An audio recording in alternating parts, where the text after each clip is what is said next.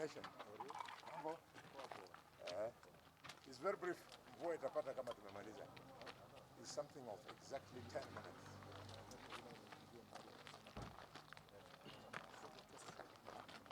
Oh,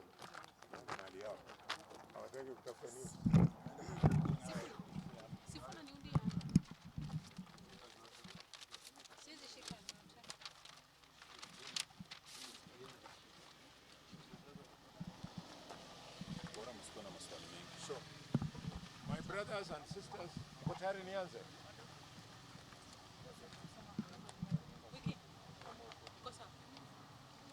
Tuko chonjo? I'm not usually in the habit of reading things when I'm talking to the public, but because these are very delicate legal issue, I have to be cautious. Niko hapa leo na wenzangu ambao wanawakilisha nyumba zetu zote zilizoko hapa Kakamega, kulingana na tokeo ambayo ilisababishwa na kifo cha mfanyikazi wangu Gideon Moi amkune. Kilichosababishwa ni kwamba kulitokea tetesi eti mimi nimeua huyo mfanyikazi wangu, na hayo madai ilitolewa na mwanabiashara ambaye anafanya kandarasi na county government ya Kakamega kwa majina Cleophas Shimanyula Toto. I therefore have the following statement to read. This is a media briefing on the death of Gideon Moi amkune. Gideon Moi amkune was my bull. Gideon Moi amkune was my fighter bull caretaker who served me faithfully for around 20 years. On the evening of 27th of January 2024, he was gored to death by fighter bull Inacio. His body was found lifeless in a pool of blood and mud on the morning of 28th of January 2024. The police took over and moved the body to Kakamega County Referral Hospital mortuary after sealing the scene of the incidents. On the 29th January 2024, a post-mortem was done by a team led by the county pathologist, Dr. Dixon Muchana. This autopsy established that Gideon Moi amkune had lost his life due to excessive bleeding caused by multiple injuries sustained from goring by the horn of a large animal. A contractor of the county government of Kakamega by the name of Cleophas Shimanyula, alias Toto, disputed these findings by Dr. Dixon Muchana, which was also corroborated by police findings on the scene of the incidents. Cleophas Shimanyula, aka Toto, then went public with scandalous, defamatory, false, baseless, and unfounded claims as follows. 1. That Gideon Moi amkune was not killed by a bull, but that he was attacked by me, Senator Dr. Boni Khalwale, and that I stabbed him with a knife, causing his death. Something I did not do. 2. That I, Senator Dr. Boni Khalwale, went on and lied to the police and misled them to believe that the late was attacked and killed by a bull, which I did not do. 3. That I influenced the police in making their report on the investigations into the death of Gideon Moi amkune, which I did not do. That I influenced Dr. Muchana in concluding from his postmortem findings that Gideon Moi amkune was killed by a bull, which I did not do.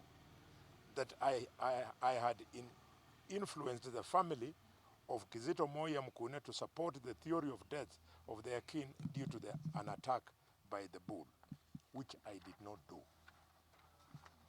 And finally, Cleophas Manyala claimed that I purportedly killed Gideon Moi because he was having a sexual affair with my wife, which was and which is not true. Following these public, wild, scandalous, defamatory, false, and baseless, unfounded claims, the burial of Gideon Moi Mkune was stopped by the police on the 31st of January 2024, even after I had made elaborate burial arrangements.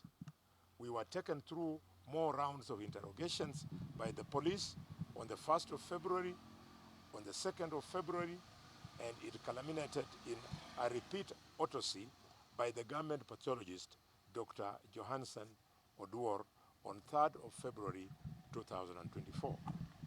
This postmortem was attended by Dr. James Ahonya on behalf and on instructions of Mr. Cleophas Shimanyula alias Toto. Dr. Dickson Muchana, homicide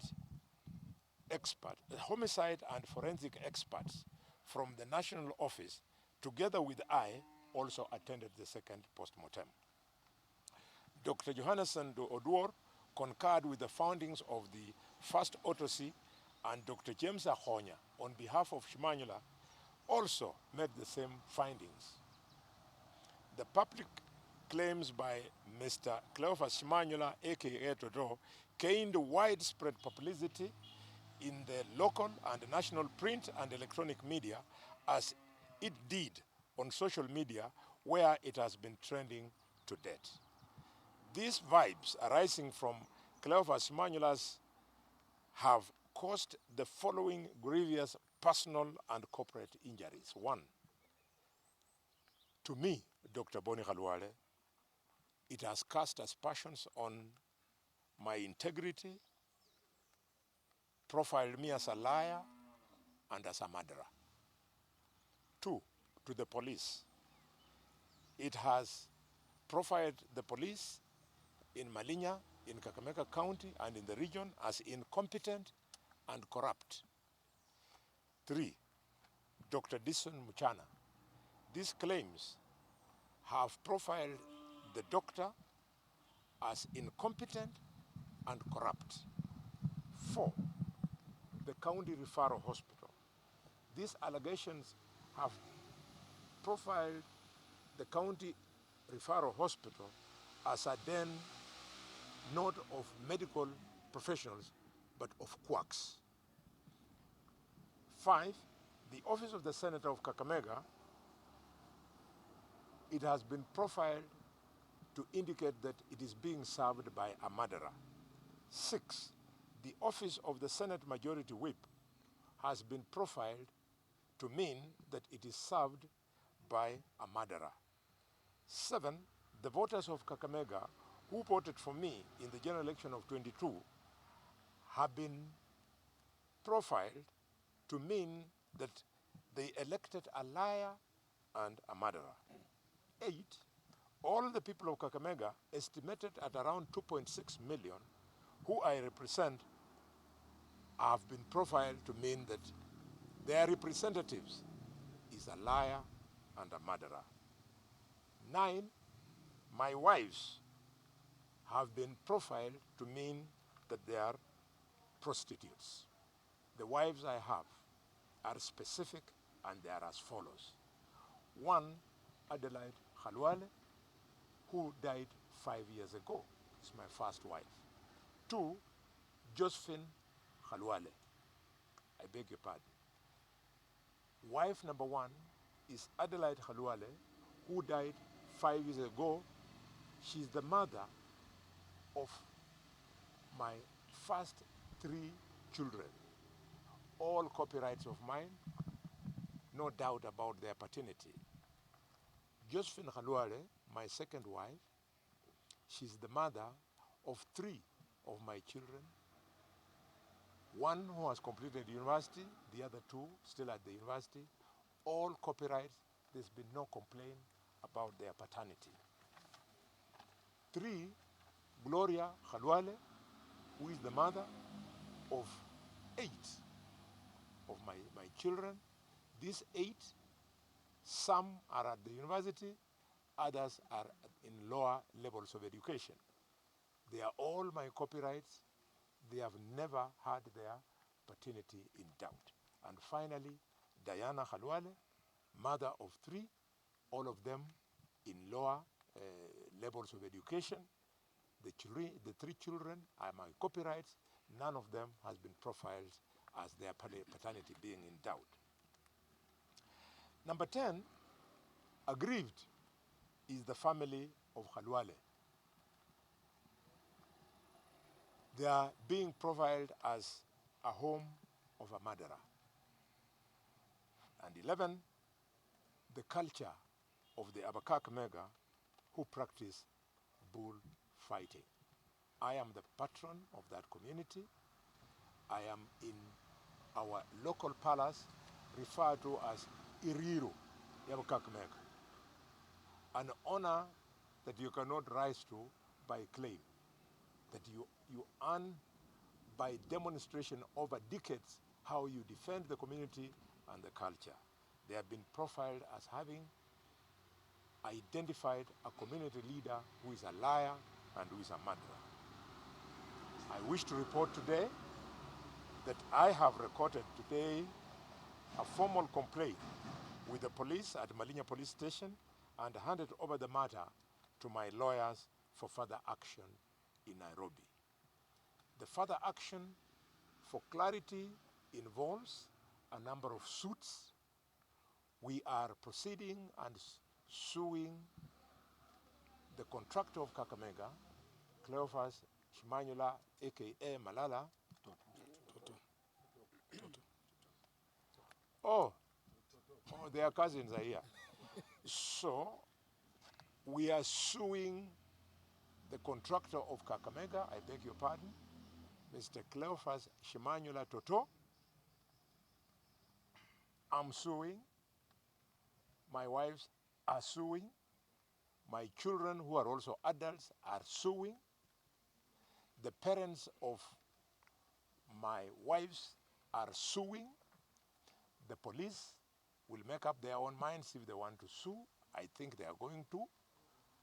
From what I have heard when I was reporting the matter, Dr. Muchana is going to sue if he chooses. So we would like Cleophas Shimanyula Toto to come and present evidence that we are, all of us, all these people, we are who he claims that we are. I have built a public service image of over 30 years, some of those years as a doctor, and many of the other years as a political leader in this country. I have never been involved in a scandal. I have a spotless career of integrity, and therefore I'm going to pursue the contractor of Kakamega County to its logical conclusions. And I will use all my talents and resources to test the veracity of his statement and make sure that all aggrieved parties are properly compensated for the serious damage. Tomorrow, I will do a press conference in Nairobi that we shall be led through by my team of lawyers who will tell the country how they will proceed thereafter. I would like, for the sake of only 3 people, before you ask